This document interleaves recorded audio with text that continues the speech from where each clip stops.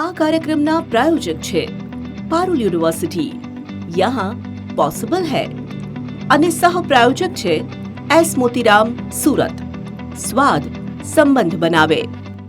TV 13ની ચૂંટણી યાત્રામાં આજે વાત કરીશું ભરૂચની જો વાત કરવામાં આવે તો છેલ્લા 3 દાયકાથી ભાજપનું શાસન છે। આ વિસ્તારની જો વાત કરવામાં આવે, આજે નગરપાલિકાની જો વાત કરવામાં આવે તો ઘણા એવા વિકાસના કામો છે અને જે કરવામાં આવ્યા છે, સાથે જ હજી કેટલાક વિકાસના કામો જે છે તે કરવાના છે। આપણી સાથે ભરૂચની જનતા છે, તેમના મત જાણીશું, તેમના વિચારો જાણીશું અને આજે તેમની સાથે વાતચીત કરીશું કે તેઓ ભરૂચના વિકાસ માટે શું વિચારી રહ્યા છે।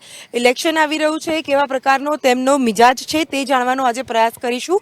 સૌથી પહેલા હું આપને પાસે આવવા માંગીશ ને આપને પૂછવા માંગીશ, ખૂબ જ સુંદર શહેર છે ભરૂચના જો વાત કરવામાં આવે તો છેલ્લા 3 દાયકાથી ભાજપનું શાસન છે। શું કહેવા માંગો છો? સારું ખોટું શું કહેવા માંગો છો? છેલ્લા 3 દાયકાથી ભરૂચમાં ભાજપનું શાસન છે અને ભરૂચ મહાનગરપાલિકા બનવા તરફ જઈ રહ્યું હતું, પણ કોઈ કારણોસર જે મહાનગરપાલિકા નથી બન્યું એને કારણે જે ભરૂચની જનતાને જે સુવિધાઓ મળવી જોઈતી હતી, નગરપાલિકામાં જે સુવિધાઓ મળે અને મહાનગરપાલિકામાં જે સુવિધા મળે એમાં જમીન આસમાનનું અંતર હોય છે। તો એવા કયા કારણો રહ્યા કે વાપી મહાનગરપાલિકા બની, નવસારી બની, આણંદ બની, નડિયાદ બની, સુરેન્દ્રનગર બની, જામનગર સુદ્ધા બી જો મહાનગરપાલિકા બની તો ભરૂચમાં એવી કઈ ત્રુટિઓ રહી ગઈ જેને કારણે ભરૂચને મહાનગરપાલિકાની બની। એટલે વિકાસ થયો છે, પણ જે સિટી ઇન્ડસ્ટ્રીયલ એરિયા છે, ગુજરાતનો સૌથી મોટો ઇન્ડસ્ટ્રીયલ હબ છે, એશિયાનો સૌથી મોટો છે, તો આ સિટીને તો મહાનગરપાલિકા બનાવી જ જોઈતી હતી, પણ ક્યાંક ને ક્યાંક સત્તાનો ડર છે।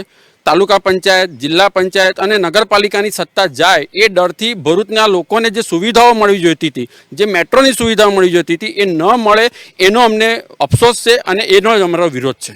આપ શું વિચારી રહ્યા છો કે કોંગ્રેસ અથવા તો બીજી કોઈ પણ વિપક્ષ પાર્ટી શા માટે અહીંયા એક્ટિવલી કામ નથી કરી રહી અથવા તો એ પક્ષમાં નથી આવી શકતી? એનું શું કારણ? જ્યારથી ભરૂચ નગરની અંદર ભાજપાનું રાજ શાસન આવ્યું છે ત્યારથી આપણે એના જે ડેવલપમેન્ટમાં આપણે જોઈશું કે પહેલાં ભરૂચ ભાંગ્યું તો ભરૂચ હતું અને અત્યારે જ્યારથી ભારતીય જનતા પાર્ટી આવ્યા બાદ ભરૂચનો વિકાસ, જે સિંગલ રોડ હતો પાંચબત્તીથી મમ્મદપરા સ્ટેશન સુધીનો, એ 4 લેન રોડ બન્યો છે। એટલે વિકાસની અંદર આપણે કામ કરો, જે રોડ હોય ત્યાંનું એક્સ્ટ્રા આપણે સ્ટ્રક્ચર ફાઉન્ડેશન હોય, ત્યાંથી ઔદ્યોગિક વિકાસ થયો છે। આપ જોયું તો ભરૂચની અંદર એક સારામાં સારું સંકુલ માતરિયા તળાવ થયું, જે સુંદર આયોજન થયું। ત્યાં આગળ નાનેથી માંડીને મોટા લોકોનું એક વેલ ઓર્ગેનાઇઝેશન અને વેલ પ્લાનિંગ કરી અને માતરિયા એનું ડેવલપ કર્યું છે।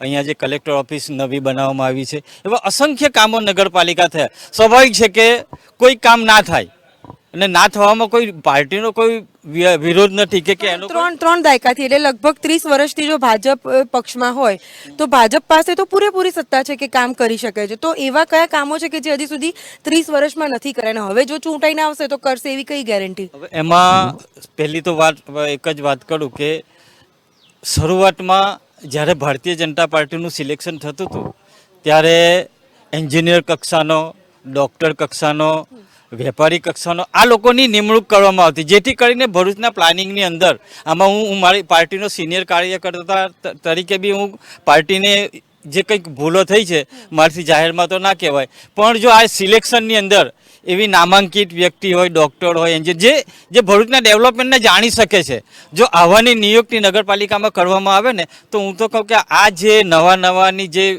થીમ મૂકવામાં આવેલી છે, હું તો કહું એ થીમની અંદર પણ અનુભવની કમી છે, એવું કઈ અનુભવની કમીના લઈને પાર્ટીને બી હું આજે એક ટકોર કરવા માંગુ છું કે એજ્યુકેશન, સંસારિક આવા લોકોને જે ભરૂચમાં જો ખરેખર પબ્લિકનું કામ કરવું હશે તો આ સિલેક્શન કરવું બહુ અગત્યનું છે। ભરૂચની જનતા સાથે વાતચીત કરી, તેમના વિચારો જાણ્યા, કયા પ્રકારના બદલાવની જરૂર છે, કયા પ્રકારે આ શહેરનો વિકાસ થવો જોઈએ અને ભ્રષ્ટાચાર મુક્ત ભરૂચ કેવી રીતે બનાવવું, તેના માટે સૌ કોઈ ઉમેદવારે એડી ચોટીનું જોર લગાવવું પડશે, તો જ નાગરિકોનો વિશ્વાસ જે ઉમેદવાર અથવા તો કોઈ પણ પક્ષ જે છે તે જીતી શકશે।